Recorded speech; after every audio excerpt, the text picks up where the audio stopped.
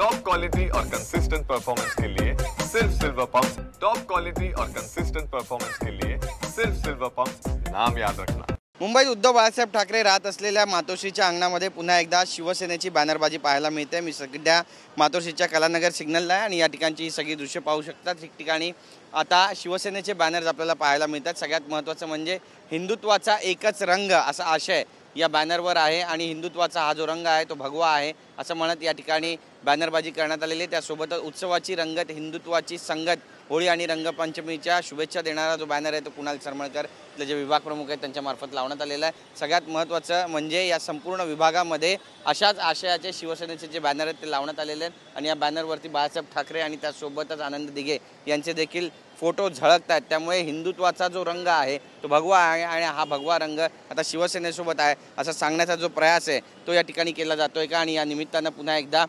शिवसेना उद्धव बाळासाहेब ठाकरे पक्षाच्या कार्यकर्त्यांना डिवचण्याचा हा प्रयत्न आहे का, किंवा त्यांना अशा स्वरूपात होळीच्या शुभेच्छा दिल्या जातात का, अशी चर्चा आता रंगू लागलेली आहे। कॅमेरा पर्सन अमित शिगवणसह गिरीश गायकवाड, TV9 मराठी, मुंबई।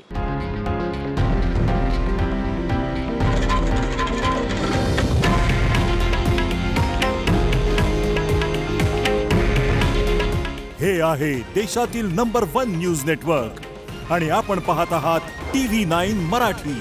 काळजी तुमची, हित महाराष्ट्राचं।